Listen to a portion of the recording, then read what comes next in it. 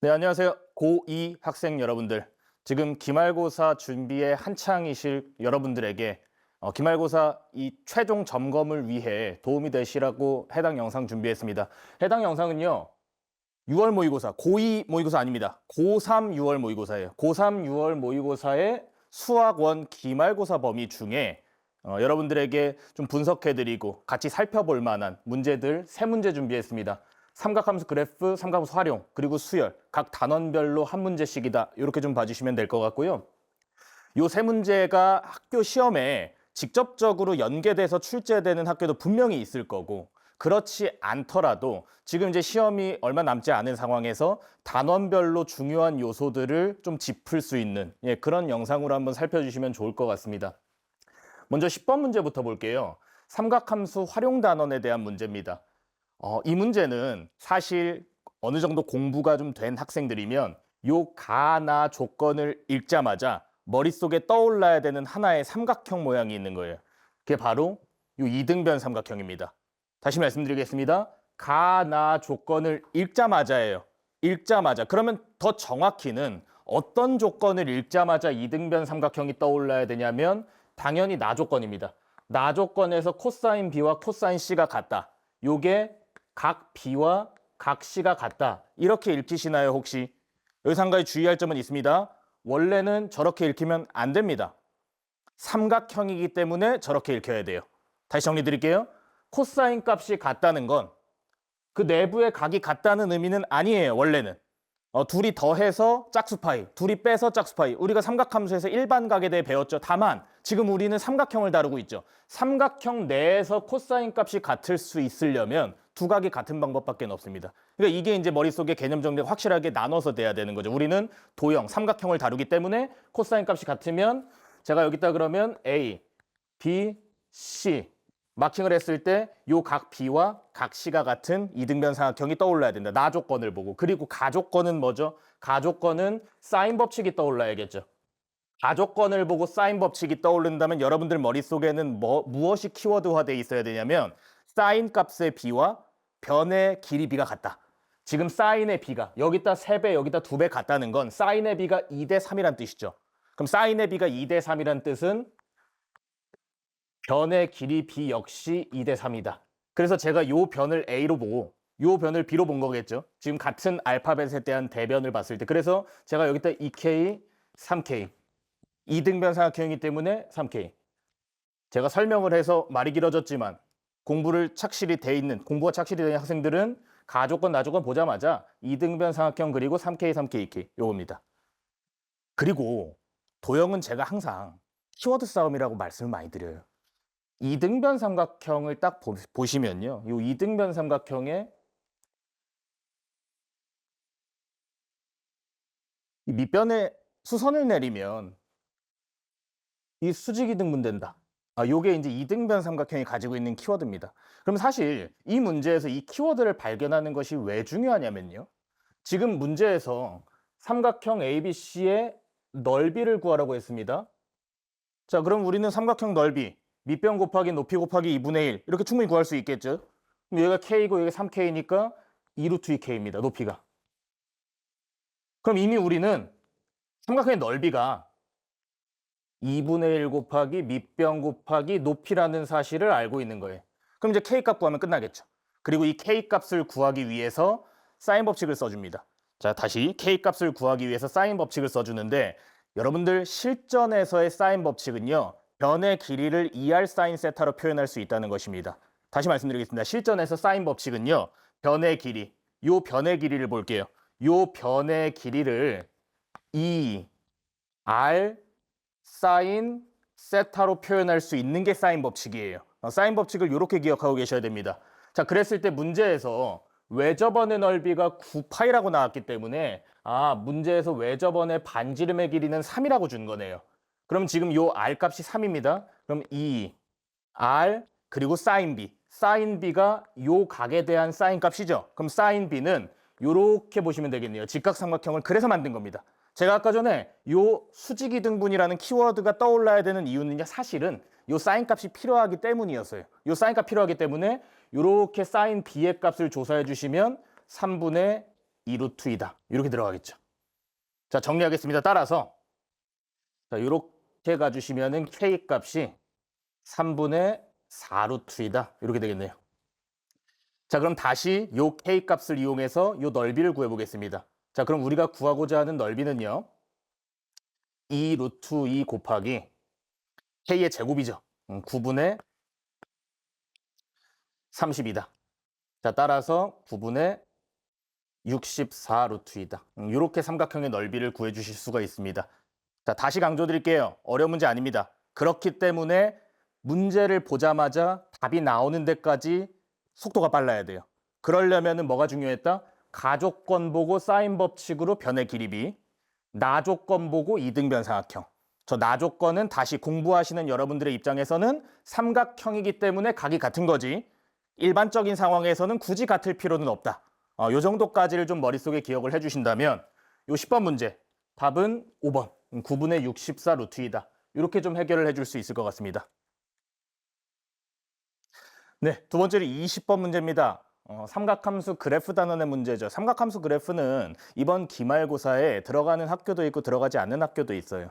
들어가는 학교 입장에서는 너무나 중요한 문제고요. 이게 기말고사 범위에 들어가지 않더라도 여러분들 이 문제는 평가원에서 출제한 모의고사 문제입니다. 그 말인즉슨 여러분들 내년에 이제 고3이 되셨을 때 평가원 모의고사 6월, 9월 시험을 보고 수능까지 보게 되죠. 그 수능이 지향하는 방향성을 보여주고 있는 문제다라고 저는 생각을 해요. 이 문제를 보고 저는 우리 학생들 위험할 수 있다라는 생각을 했습니다. 그 이유가 뭐냐면 이 문제에 구하라는 것만 볼게요. 문제의 내용은 좀 이따 살펴보고 이 문제에서 구하라고 하는 게요. A 플러스 B의 최대값과 최소값을 구해서 곱을 구하랍니다. 근데 A, B가 자연수예요. 자연수의 특징이 뭐죠? 자연수는 하나 다 셀 수 있다는 특징이 있습니다. 근데 그 중에 제일 큰 것과 제일 작은 값을 곱하라고 하는 거죠, 지금. 그러면은 저는 어떤 생각이 들었냐면 이거 까딱 케이스 하나를 못 세면 최대값이 달라질 수도 있고 최소값이 달라질 수도 있는 거예요. 근데 이 문제는 객관식도 아니고 또 주관식이잖아요. 내가 쓴 답에 확신이 안 생기는 거죠. 그럼 이 문제는 필요한 요소가 뭐냐? 이 문제를 잘 풀기 위해서 여러분들에게 필요한 요소는 꼼꼼함입니다. 정말 꼼꼼하게 가능한 모든 케이스를 다 조사해 주셔야 돼요. 그리고 이 문제뿐만이 아닙니다. 작년 수능 기출문제를 살펴보시더라도 이 꼼꼼하게 모든 케이스를 세서 순서상의 개수를 조사하는 문제들이 요새 트렌드화되고 있어요.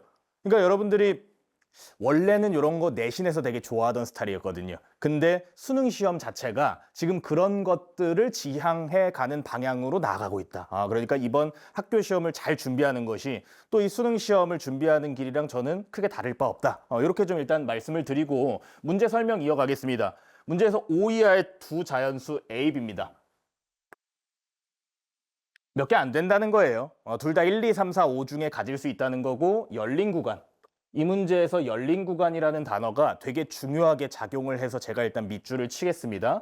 그리고 함수가 나왔는데요. 여러분들 요 함수를 그릴 수 있냐 없냐를 먼저 살피셔야 돼요. 삼각함수 그래프 문제는요. 삼각함수 그래프를 쉽게 안 줍니다. 여기서 뭐가 쉽지 않죠? A, B가 가려져 있잖아요. 확실한 그래프가 아니죠. 그러면 이 A, B가 가려져 있기 때문에 이 그래프를 그릴 수 있느냐 없느냐를 반드시 판단하셔야 돼. 그래프를 그릴 수 있으면 그래서 푸시는 걸 추천드려요. 근데 그래프를 못 그리면요. 때로는 삼각함수의 원래 정의는 원입니다. 원에서 정의돼요. 그래서 때로는 원을 이용한 풀이를 저는 추천을 드리는데 이 문제는 그래프를 그릴 수 있는 문제입니다. 그래서 그래프로 풀 거예요. 다시 말씀드립니다. 만약에 이 문제가 그래프를 그릴 수 없는 문제였다면 보통 여기가 사인 X가 아니고 사인 안에 문자가 들어있을 거예요. 뭐 AX 플러스 B가 요 안에 들어있으면 그 여러분들 그래프를 그리기 힘듭니다. 그러면은 그래프보다는 원을 이용해서 푸는 게 좋다. 하지만 이 문제는 어디가 확실하죠? 사인 X 파트가 확실하죠. 그러면 그래프를 그릴 수 있어요. 어떻게 그릴 수 있냐면 이렇게 그려버릴 수 있습니다. X축, Y축 필요 없어요. 이 문제 X축, Y축이 필요한 문제가 아니기 때문입니다. 그냥 그래프를 그릴 수 있다는 건 여기가 X값이 0이고요. 여기가 파이고 여기가 2파이. 그리고 열린 구간이기 때문에 양 끝을 포함하지 않습니다. 그리고 지금 요 중간을 가로지르는 라인은 y는 b 라인이겠죠. 요 정도로. 요 정도만 그려놓으면 돼요, 그냥. 이 문제를 해결하기 위해 여러분들은 요 정도를 그리고 시작할 수 있는가를 확인해 주셔야 될 것 같아요. 그래프를 그릴 수 있는 문제입니다. 그래서 그래프를 그려서 풉니다. 자, 문제에서 직선 x는 파이와 만나는 점의 집합, 그리고 y는 일상과 만나는 점의 집합. 자, A, B, C 전부 다 뭐라고 서술돼 있냐면 점의 집합이라고 서술돼 있습니다. 그러니까 이들의 합집합도 결국은 점의 집합이겠죠. 그러면 저는 이런 생각을 해보겠습니다. 합집합의 원소 개수가 3이라는 건 결국은 점이 3개 필요하다는 거예요. 인정하세요? 결국 점이 3개 필요하다는 겁니다. 근데 우리는 이미 x는 파이와 만나는 점이 여기라는 걸 알아버렸습니다. 이거밖에 없죠, 지금. x는 파이라는 직선과 만나는 점 저거 하나밖에 없어요. 그러면 점이 몇 개 더 필요하죠? 2개. 점이 2개 더 필요하고 y는 1, y는 3과 만나는 점이 bc이기 때문에 앞으로 여러분들은 라인 2개가 필요합니다. y는 1, y는 3입니다. 1, 3을 여기다가 이제 왔다 갔다 하실 거예요. 그러면서 만나지는 점들, 교점이 추가가 되겠죠? 그 교점을 다 합쳐서 몇 개다? 3개다. 그러니까 지금부터 이제 여러분들 집중하셔야 되는 거예요. 케이스 분류를 잘 하셔야 돼요. 여러분들 케이스 분류를 꼼꼼하게 잘 하려면 기준점이 확실해야 됩니다. 저랑 다른 기준을 설정하셔도 상관없어요. 다만 저는 모든 기준은 오름차순이든 내림차순이든 방향성이 확실해야 빼먹는 거 없이 다 셀 수 있다. 지금 문제에서 1, 3이죠. 그래서 제가 설정한 기준은 뭐냐면요. 여기다가 써드리겠습니다. y는 1에 위치를 기준으로 y는 1의 위치를 기준으로 케이스 분류를 한번 해보겠습니다. 그러니까 1이 어디 있을까 이런 생각을 해본다는 거죠. 그래서 제가 첫 번째 케이스는요. 1을 여기다가 설치해 볼게요. 여기가 y는 1이라고 설치해 보겠습니다. 그럼 지금 y는 1은 우리 그래프와 만나지 않죠? 그럼 교점이 없는 겁니다. 그러니까 이 경우에 이제 비집합이 y는 1과 만나는 비집합이 공집합이라는 건데 없어요. 일단 우리는 어쨌든 점이 3개인데 없습니다. 근데 나는 이제 y는 3을 그려서 점이 총 2개가 추가돼야 돼요. 지금 하나 있기 때문에. 그럼 3이 어디로 갈 수 있을까요? 상황은 크게 2가지를 생각해 볼 수 있을 것 같은데 첫 번째는 여기에 3이 걸리는 경우. 자, 이거 먼저 살피고 두 번째로 넘어갈게요. 여기 3이 걸리는 경우에 점이 2개가 추가됐죠. 그러면서 최종적으로 우리가 기대했던 대로 점이 총 3개가 됐습니다. 그래서 이런 상황을 자연수 A, B로 만들 수 있을까? 이게 핵심인 거죠. 이 상황을 만드는 A, B를 잡아주시면 되는 거예요. 그러면 그러려면 지금 이 문제에서 사실 이 X좌표는 더 이상 큰 의미가 없는 거 아시겠죠? X좌표를 살짝 지우고 제가요. 여기 최소값. 우리 이 삼각함수 그래프 공부가 되신 분들은 이 최소값이 B-A. 왜냐면 A가 양수기 때문에요. 그리고 여기가 B 플러스 A라는 사실을 알고 계실 겁니다. 그러면 생각을 해보십시오. 여기가 지금 Y가 1이고 여기가 Y가 3이 걸렸습니다. 그리고 3보다 B가 더 위에 있어야 되네요. 보이시죠? 3보다 B가 더 위에 있는 거. 그러면은 지금 5 이하의 두 자연수니까 가능한 B의 값은 4 또는 5다. 이렇게 잡을 수 있겠죠. 지금 1이 있고 3이 있고 3 위에 B가 있는 그런 상황입니다. 그리고 여기서 더 중요한 건 B 빼기 A는 1과 3 사이에 가둬져 있어요. 이게 되게 핵심입니다. 여러분들, A, B가 자연수예요. 그럼 B 빼기 A의 이름은 뭘까요? A, B가 자연수입니다. 그럼 B 빼기 A도 정수예요. 생각해보세요. 자연수에서 자연수를 빼면 정수예요. 근데 지금 우린 1과 3 사이에 가둬져 있죠. 그럼 1과 3 사이에 가둬져 있는 정수는 2밖에 없습니다. 그러니까 이 케이스는요. B 빼기 A가 2로 귀결이 돼버려요. 그게 무슨 뜻이냐면 가능한 B가 이렇게 4, 5 두 개였지 않습니까? 그러면은 B가 4일 때 A는 2, B가 5일 때 A는 3 이렇게 정해진다는 거예요. B에 따른 A가 1대1로 매칭이 될 수 있는 이유는 지금 3과 1 사이에 2, 가능한 정수값이 하나밖에 없기 때문에. 그래서 제가 이 문제의 초반부에 이 자연수라는 조건이 있잖아요. 자연수의 매력은요. 하나하나 다 셀 수 있다는 겁니다. 그래서 이렇게 세가면서 꼼꼼하게 체크를 하는데 이게 이제 저의 첫 번째 케이스예요. 첫 번째 케이스 이름 뭐였죠? 1이 가장 아래에 위치한 경우. 그래서 1이 가장 아래에 위치해 있는 경우에요. 제가 이 첫 번째 케이스에서 찾은 a 플러스 b 값을 써놓고 뒤로 넘어가겠습니다. a 플러스 b의 값으로 가능한 건 6 또는 8이네요. 왜 이걸 썼냐면 결국 우리가 원하는 건 a 플러스 b의 최대 최소이기 때문에. 그래서 이 정도를 써놓은 후에 두 번째 케이스로 한번 넘어가 보겠습니다. 두 번째 케이스는요. 여기 그래프를 제가 그려놨습니다. 자, 요 그림에서 그림은 똑같은 그림이잖아요, 지금. 그래서 첫 번째 케이스에선 우리가 1이 제일 밑에 걸리는 경우. 그럼 두 번째 케이스는 여러분들이 당연히 뭘 생각해 줘야 되냐면 1이 여기 걸리는 경우를 한번 생각해 볼게요. 그럼 아까 전에 이미 여기가 B 빼기 A였잖아요. 그래서 두 번째 케이스는 B 빼기 A가 1인 케이스입니다. 이 케이스 분류, 아까 케이스 분류 원칙 말씀드렸죠. 오름차순 혹은 내림차순이에요. 저는 지금 뭘 이용하는 거냐면 y는 1을 점점 올리고 있는 겁니다. 1을 점점 올려가면서 여기다가 1을 걸렀어요. 그러면 아까 전에 우리 목표 뭐였죠? 점 하나, 점 두 개가 생겼습니다. 점 두 개. 점 하나, 점 두 개. 우리는 결국 점이 3개. 그리고 여기가 1이야. 3을 설치해야 돼. 3이 어디에 걸려야 점이 3개가 될까? 하나밖에 안 보여요, 지금. 여기밖에 안 보입니다. 여기가 3이어야 돼, 반드시. 그래야지 이거 딱 하나를 추가하면서 점이 3개가 될 수 있습니다, 지금. 그러니까 1을 제일 하단에 걸면 3은 유일하다. 3의 위치가 유일하게 고정이 되는 거예요. 그랬을 경우에 지금 너무 쉽습니다. 왜? 얘가 B 플러스 A였거든요. 그러면은 B에서 A를 빼면 1, B에서 A를 더하면 3. 뭐 굳이 따지자면 B가 2고 A가 1이지만 우리는 어차피 A 플러스 B의 최대 최소잖아요. 그럼 이 케이스에서 잡힐 수 있는 A 플러스 B의 값은 3이다. 이렇게 들어가는 거예요, 지금. 제가 케이스 2개 살폈습니다. 첫 번째 케이스, 두 번째 케이스. 이렇게 살폈고요. 계속 이어보겠습니다. 근데 우리는 어쨌든 필요한 것이 여러분들도요. 실제 시험 보실 때 내가 진짜 중요한 건 A 플러스 B잖아요. 그래서 A 플러스 B 값을 이렇게 계속 추가를 하세요. 이런 식으로 A 플러스 B 값을 다 모았을 때 최대 최소가 저기서 이제 한눈에 보이는 거니까. 그래서 이 케이스 너무 명확한 케이스였으니까 제가 이 그림을 지운 다음에 여기다가 한 번만 더 사용해 볼게요. 이 그림을.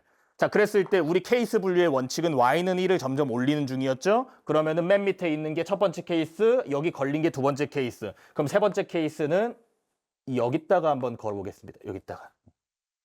자, 여기다가 y는 1을 걸었을 때 점 하나, 점 두 개, 점 세 개.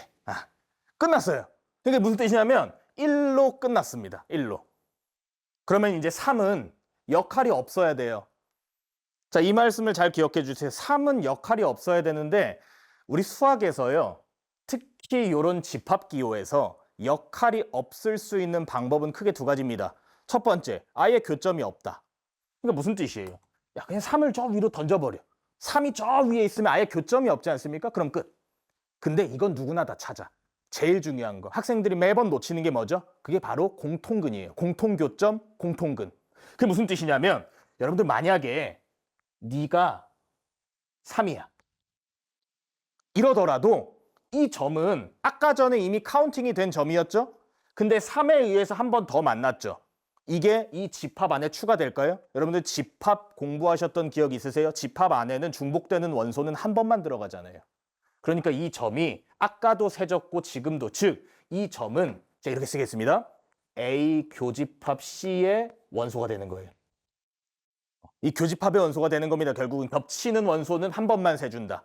이런 원리로 제가 이렇게 한번 주장을 드려볼게요. 지금 이 마지막 케이스를 제가 그림을 하나 더 펼쳐서 우리의 마지막 케이스는 여기가 y는 1인 경우와 마찬가지로 여기가 y는 1인 경우. 이 두 가지 케이스 모두 다 점 하나, 점 두 개, 점 세 개. 점 하나, 점 두 개, 점 세 개였어요. 이런 상황에서 3을 설치할 수 있는 방법이 이 위에 던지는 경우가 있었고요. 그리고 여기에 겹치는 경우가 있었습니다. 여기서 또 집중해 주셔야 됩니다. 여러분들 얘 이름이 뭐였죠? 얘 이름이 B 플러스 A였습니다. 그리고 요 중간 라인의 이름이 B였어요. 그리고요, B와 B 플러스 A 모두 정수입니다. 다시 B도 정수, B 플러스 A도 정수. 근데 너는 1, 너는 3. 1과 3 사이에 두 개의 정수 안 되는 거죠. 이렇게 3을 위로 버릴 수는 없는 겁니다.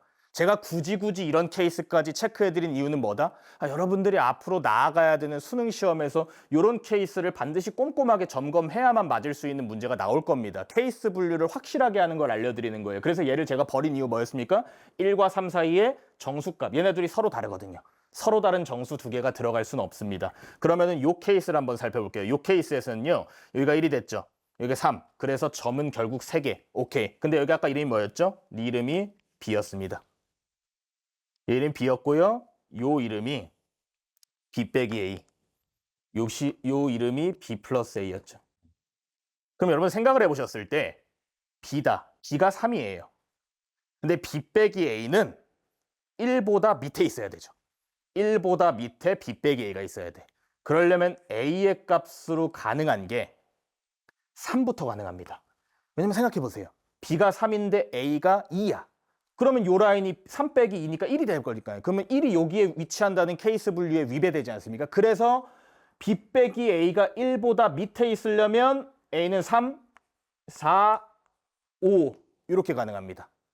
자, 그래서 여기서 가능한 A 플러스 B 값이 또 있겠죠? 그럼 B가 3인 상태에서 A가 3, 4, 5니까 6, 7, 8이다. 이렇게 돼. 그러면은 저 앞에다가 이제 우리 다 모으기로 했잖아요. 그러면 이미 6, 8은 있으니까 7도 가능한 거예요, 지금. 사실.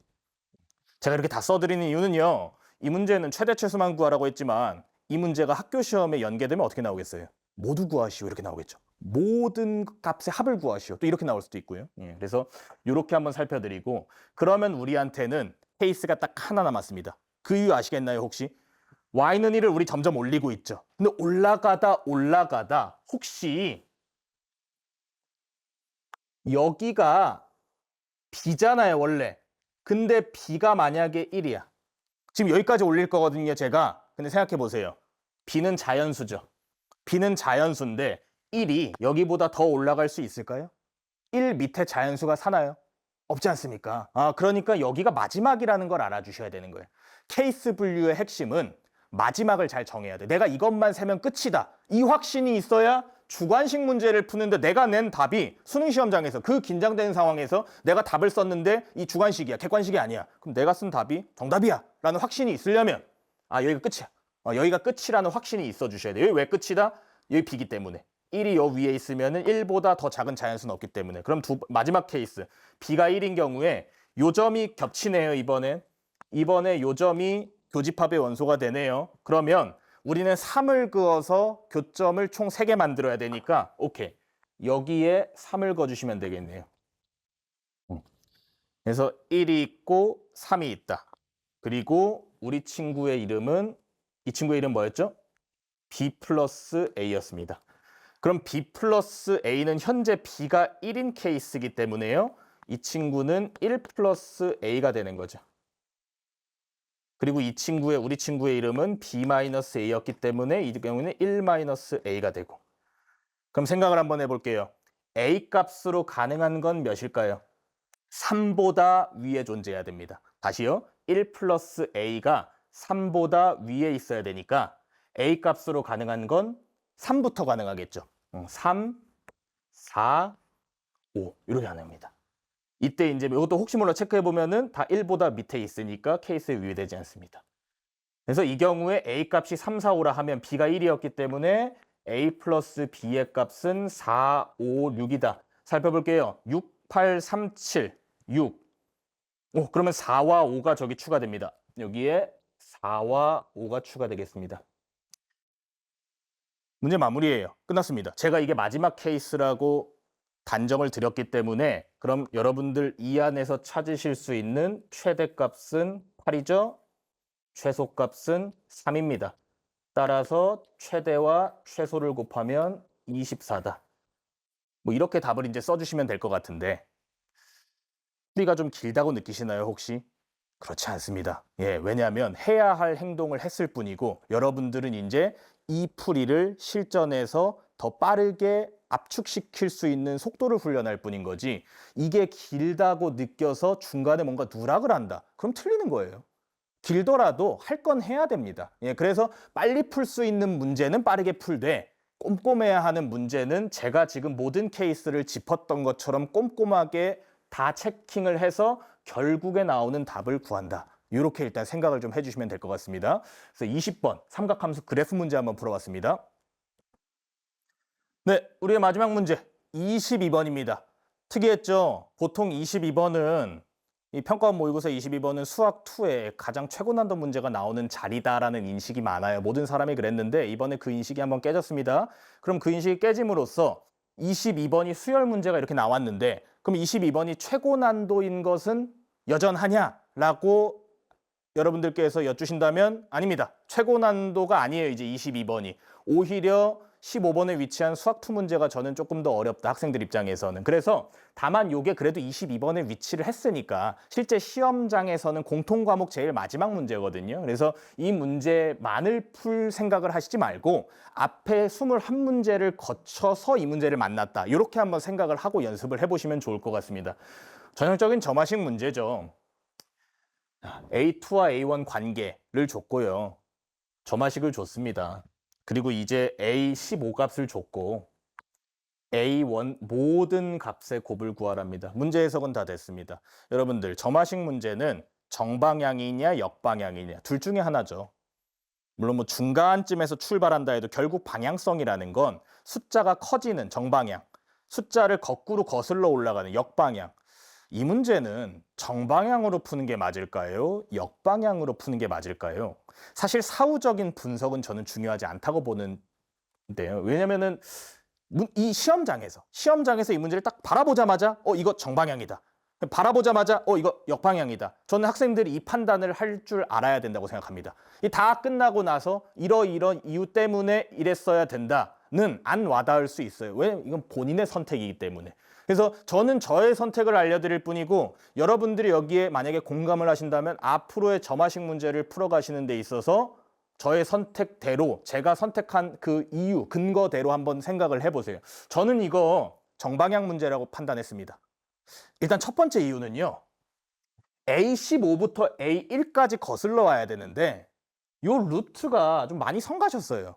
그러니까 역방향의 사고가 원래 정방향의 사고보다는 좀 복잡하거든요. 근데 그 과정에 루트까지 껴있다 보니까 야 이거를 A15에서 1까지 거슬러서 역으로 거슬러 올라간다고? 이거 좀 빡센데? 이런 생각이 들었습니다.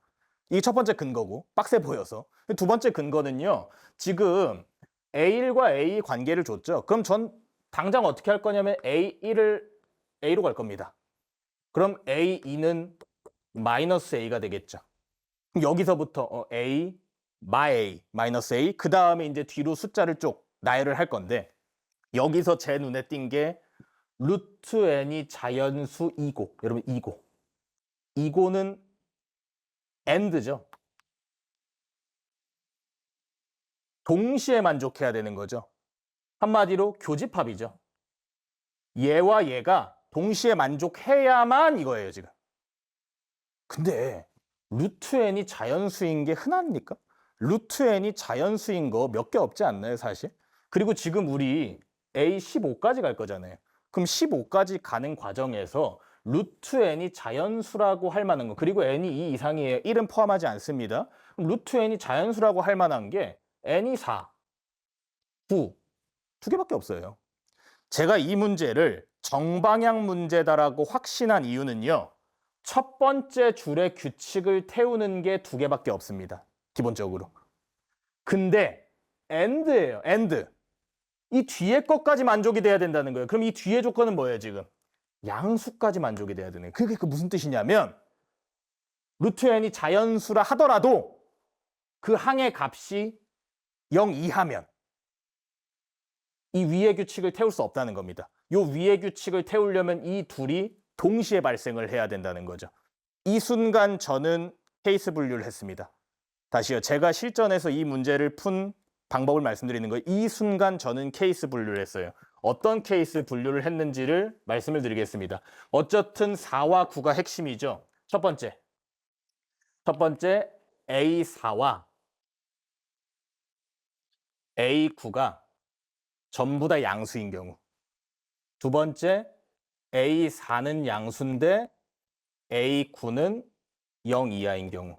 세 번째 A4가 0 이하인데 A9가 양수인 경우. 네 번째 A4와 A9 모두 0 이하인 경우. 이렇게요. 네 가지로 케이스 분류를 한번 해봤습니다. 이 케이스 분류의 목적을 설명드릴게요. 이 케이스 분류의 목적은 여러분들 4와 9가 모두 다 양양이면 루트 4는 자연수이고 A4는 양수니까 위의 규칙 타겠죠? 마찬가지로 루트 9도 자연수예요. 그리고 A9도 양수니까 위의 규칙 타겠죠? 위, 얘는요. 얘는 그 외의 경우에 속하는 거예요. 이게 0보다 크지가 않으니까 지금. 그럼 위, 아래. 얘는 아래, 위, 얘는 아래, 아래. 어떤 규칙을 탈 것이냐. 그리고 이걸 제외한 모든 항들은 무슨 규칙? 다 아래죠, 뭐. 애초에 루트 n이 자연수를 만족하는 게 4구밖에 없었으니까. 이거 그 다음에 항을 나열할 건데 항만 나열하면 사실 끝나는 문제라서 제가 22번인데 난이도가 최고 난도 문제로 유지되지 않았다라고 말씀드린 이유를 지금부터 한번 확인하실 수 있을 건데 여기까지 설명이 길었던 이유는 제 사고 형태를, 사고 순서를 말씀드렸기 때문에요. 실제 풀이는 지금부터입니다. 그랬을 때 여러분들 A4가 0보다 크고 A9가 0보다 크면요. 제가 일단 미리 써놓을게요. A5를 결정하는 데 있어서 A4 빼기 2A2예요. 마찬가지로 A10을 결정하는 과정에서 A9 빼기 3A3입니다. 양수일 때. 자, 그 다음에 제가 항을 한번 나열해 보겠습니다. 보통 저는 수열 문제를 이런 식으로 항을 나열해 가면서 풀어요. AN의 항을 나열할게요. 초항 A였죠? A. 자, 두 번째 항, 마이너스 A. 그러니까 항만 나열하는 거예요. 초항 A. 두 번째 항 마이너스 A. 자, 세 번째 항은 2에서 3으로 넘어갈 때는 그 외의 경우잖아요. 그러면 뭐 1 더하래요, 지금. 그럼 마이 플러스 1. 그럼 3에서 4 넘어갈 때도요. 1 더하래요. 마이 플러스 2. 자, 얘가 A3고 얘가 A4다. 근데 우리는 A5가 A4에서 2배의 A2를 빼야 됩니다. A2가 마A죠. 그럼 2배를 빼겠다는 건 2A를 더하란 소리예요. 그래서 여기는 좀 강조점을 둘게요. 여기에다가는 2A를 더하니까 A 플러스 2가 되겠죠. 얘가 이제 A5가 됩니다. 그 다음에 여러분들이 조금 센스가 있으시면요. 여기서부터 9까지는 다 아래 규칙이라고 말씀드렸잖아요. 그럼 1씩 더하는 겁니다. 그러면은 A6, 7, 8을 다 쓰는 게 의미가 없어요. A9로 바로 갑시다. A9. 그럼 1씩 몇 번 더했겠어요? 6, 7, 8, 9. 손으로도 가능하죠. 4번 더했습니다. 4번. 자, 그래서 여기다가 4번 더했으니까 A 플러스 6이 되겠죠. 그럼 그 다음에 이제 A10으로 가는 과정에서는 A6에서, 자, A9에서 A10으로 가는 과정입니다. 그럼 A9에서 A3를 3번 빼라. A3 표시해놨죠. 얘를 3번 빼는 겁니다. 그럼 3A-3을 여기다가 더해줄게요. 그래서 4A 플러스 3이 됩니다. 그럼 이제 문제가 되는 구간을 넘어왔거든요. 그럼 바로 어디까지? A15까지 달립니다. 그럼 여기서도 5번 더해졌겠죠. 그럼 4A 플러스 8이 됐겠죠. 5번 더해졌으니까. 우리는 A15가 몇이다? 1이다. A15가 1일 때 따라서 첫 번째 케이스에서 찾아지는 A 값은 마이너스 4분의 7이다. 문제는요. 이 마이너스 4분의 7이 우리 케이스 분류 규칙을 만족하는지 체크해야 돼요. 이것 때문에 답이 틀리는 경우가 굉장히 많죠. 대입해보세요. A가 마이너스 4분의 7이면요. A4 여기다가 대입하면 양수. 맞죠? A9 얘 여기다가 대입해도 6이 더 크니까 양수. 오케이. 그래서 너는 오케이. 이건 우리의 첫 번째 답이 되는 겁니다. 왜냐하면 우리는 모든 A1의 값의 곱을 구하라 했기 때문에. 여기까지 오케이입니다. 자, 두 번째 똑같아요. 이제부터는 제가 이거 써놓은 거는 그대로 보면서 수열 나열만 다시 해보겠습니다. 자, AN이라는 수열을 다시 나열합니다. A, 마이 플러스 1, 마이 플러스 2까지는 똑같겠죠? 그 다음에 어디까지요? a 플러스 2까지 똑같을 겁니다. 왜냐하면 a4가 0보다 크다, a4가 0보다 크다 똑같은 상황이기 때문에. 그래서 네가 a4고 네가 a5다. 여기까지 똑같고요. 그 다음에 어디까지 가자? a9까지 날아가자. a9까지 날아갈 때는 근데 여기서 a9까지 날아갔던 건 아까 앞에 케이스였죠? 여기서도 일단 a9까지 날아가 보세요. a 플러스 6까지 날아가겠습니다. 근데 여기서 A15까지 또 날아갈 수 있어요. 왜일까요? 우리는 지금 A9가 0 이하인 케이스죠. 그럼 얘는 0보다 크지 않으니까 그 외의 경우죠. 그 외의 경우는 1씩 더하래요. 계속 1씩 더하라는 겁니다, 지금. 그러면 여기서 또 6번을 더해요. 그럼 A 플러스 12가 됩니다. 그럼 요 A 플러스 12가 A15니까 얘가 1이다. 따라서 여기서 A는 마이너스 11이다. 이렇게 결정돼요. 마찬가지로 케이스를 만족하는지, 케이스 조건을 만족하는지 체크하겠습니다. A4였으니까 마이너스 11을 여기다가 대입. 그러면은 마이너스 11 대입하니까 양수다. 오케이. A9니까 마이너스 11 대입하면 이번에는 음수가 됐죠? 오케이. 그래서 너도 오케이. 자, 마이너스 11도 오케이. 자, 세 번째입니다. AN 나열해 볼게요. 이번에는 0 이하의 0보다 큰 케이스예요. 그러면 A, 마이 플러스 1, 마이 플러스인데 그 다음에는 여기가 A4잖아요.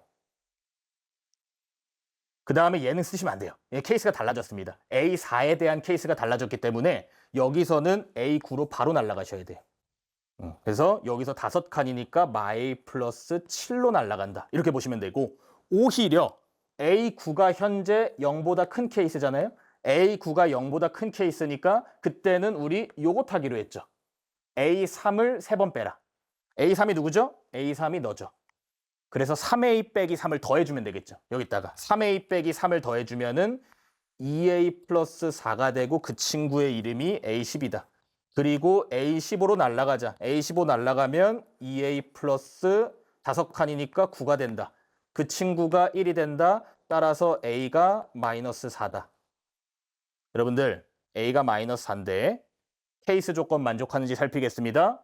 자, A4에 넣는 순간, 자, 마이너스 4를 여기 넣는 순간 A4가 양수가 됐죠. A에 마이너스 4를 넣으면 A4가 양수가 됐습니다. 근데 우리는 음수인 케이스, 0 이하인 케이스였어요. 안 됩니다. 그래서 이 값은 답이 될 수가 없습니다. 자, 마지막 케이스입니다. 마지막 케이스는요. 0 이하, 0 이하. 제일 쉬운 케이스네요. 왜 제일 쉽다고 언급드렸을까요? 그냥 쭉 밀기만 하면 되는 케이스예요.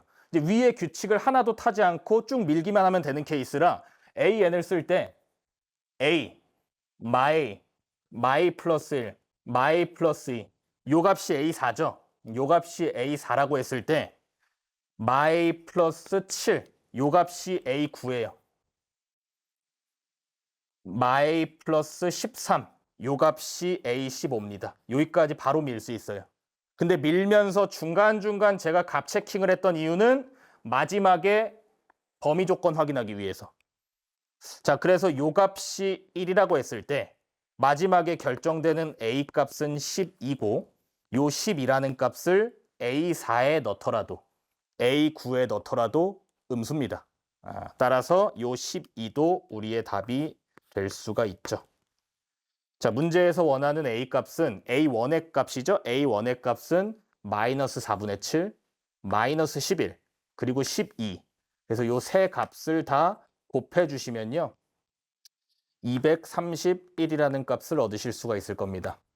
자, 여기까지 22번에 대한 해설까지 해봤어요.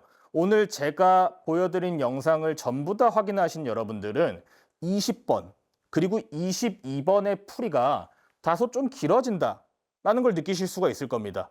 그럼 제가 영상의 길이를 길게 늘리기 위해서 일부러 오래 설명을 했느냐? 사실 그건 아니에요. 이 문제를 해결하기 위해서 필요한 정당한 과정을 다 보여드렸는데 조금 길어진다.